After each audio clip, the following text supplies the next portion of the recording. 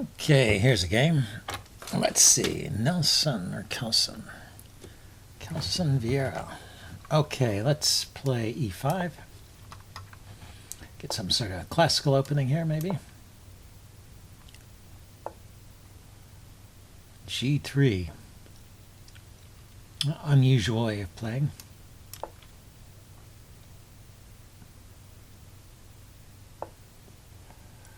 So he defended the pawn.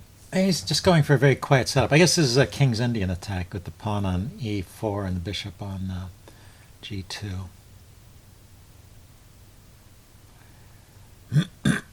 Let's see. Yeah, let's get the bishop outside the pawn chain.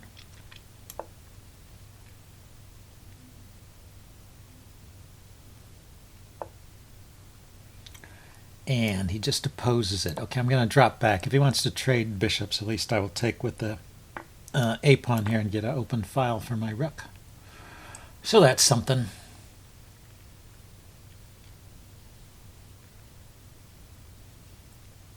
So now white can castle without worrying too much about the f-pawn. Well, he's not in any hurry to castle. Huh? I don't have to worry about a pin on my knight. And looks like I can play d5 at any time. Let's go ahead and castle first before we open up the center. If he keeps making it, yeah, that's kind of a funny move. I don't know why it went to e2 instead of g2. So pawn to d5. He takes, I take with either the knight or the queen. Maybe the queen. Getting on that good diagonal and maybe bringing a bishop out to g4 would be interesting. He can always play c4 to kick me off the diagonal. But then he'll be left with a backwards d-pawn. So yeah, they usually take here. I'm threatening to take, actually, and just win a pawn. Pawn takes, queen takes, whatever, and then grab the pawn. Why not? Why not win a pawn? Unless there's something better.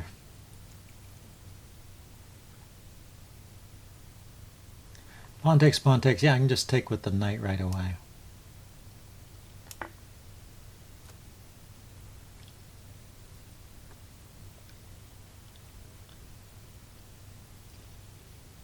So yeah, usually white plays e takes d5. And if he wants to take my queen, then I develop a rook, so I don't have to trade queens. And I should do this in a way that helps me. So let's see, if I take his rook now, he takes with the bishop, and then I can play like bishop here to pin his knight. And also open up the diagonal, the back rank for the rook to develop.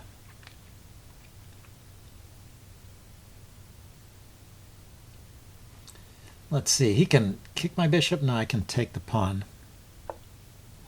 Okay, so he defends that way. Oh, that's kind of interesting. So knight takes knight, knight takes, bishop takes, rook takes. So he defended the bishop. And then rook here, pinning the knight. It'll take him a couple moves to unwind. Is there any great way to exploit it? So knight takes, bishop takes, rook d8. How long does it take me? It takes me 2 moves to get a knight over here to attack it, but he can stop it. Say I go knight here, he can stop it with b3. I can push this pawn forward maybe and place the knight here to there. Yeah. Okay, let's do it.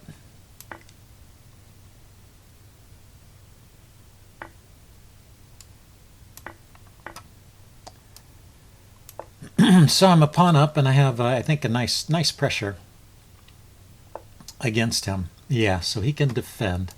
Let's think about this. Let's see, if I play the knight here immediately, he just brings his king over.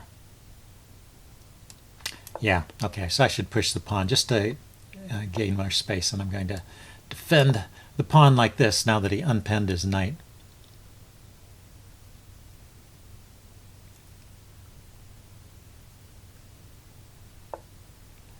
And so he wants to go for an endgame. So the knight and pawn's endgame is similar to a just king and pawn's endgame. The extra pawn should be winning. His checks are here and here. They're both covered. So, well, we get to see an endgame this time.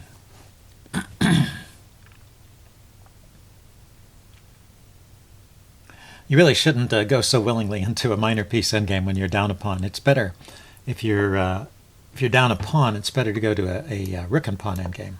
You have better chances with the rook of getting a draw. So keep the king from penetrating.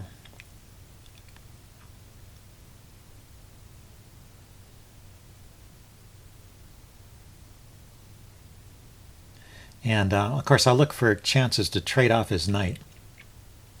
See where are the squares it can go to. Here, here, here, here, and or back there, there, there. If it runs out of squares, then I'll do some challenging move like knight to a5 to force a trade. But he can still retreat. So no problem as yet. Maybe I want to do that anyway. Chase his knight away so that I can play king here. See, knight here, knight a5, knight to e, d2. Then I can place king up. Okay, he solves that by pushing a pawn forward. So that allows me to just take. I still want to bring my king forward, right? Ah, yeah, now I can force a trade because now that's a check. Always look for those checks. And have a simply winning king and pawn endgame because I just have an extra pawn over here.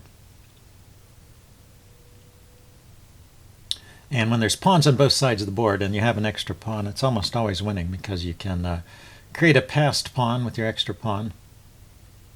And then while he's rounding it up, you go and gobble all those pawns on the other side. And that's the way it works. And it's even better if he gives me a passed pawn.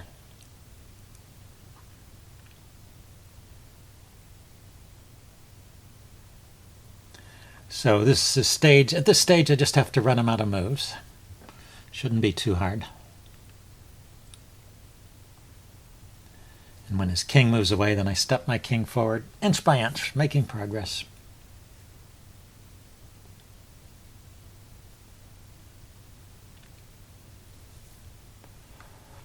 Okay, I guess he's wondering whether to resign or not. Certainly, it's a resignable position. There's no way. The only hope, the white would have would be if white could get a passed pawn here somehow. So let's think about this. If he pushes this pawn forward, I will take it. If I place this pawn forward and he pushes,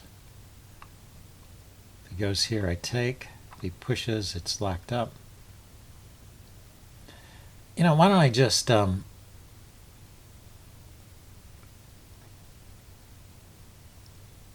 let's go ahead and push. Push once.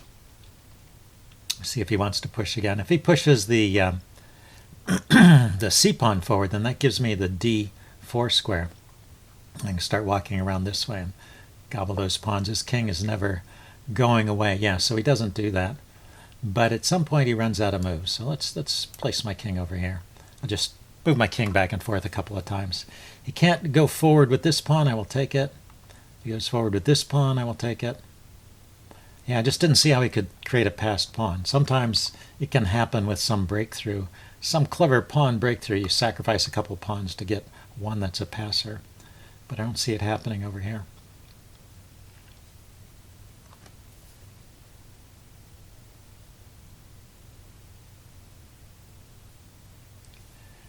Okay. If he moves the c pawn, then I come forward with the king. Yeah.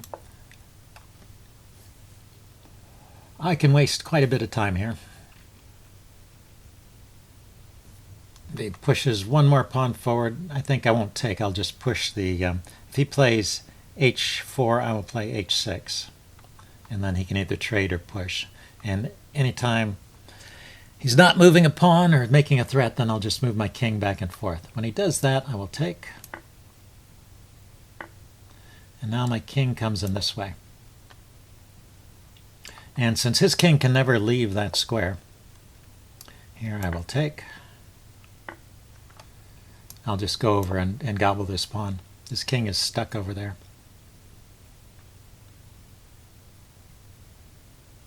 Because it needs to prevent my passed pawn from becoming a queen.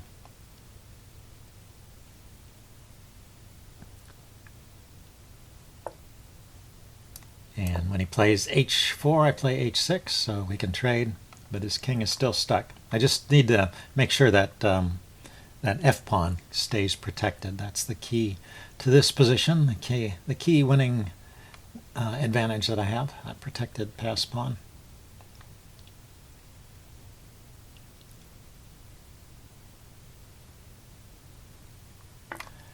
So it's interesting to see a king and pawn endgame fought out like this.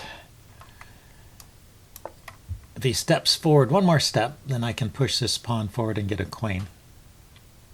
I guess that's the last trick is, he takes this pawn and gets out of the way and tries to queen this pawn. But it's 1, 2, 3, 4, 5, 6, 7, and it's just 1, 2, 3 to queen. So he resigned. All right, good game. I will upload this and do a postmortem. See you guys later.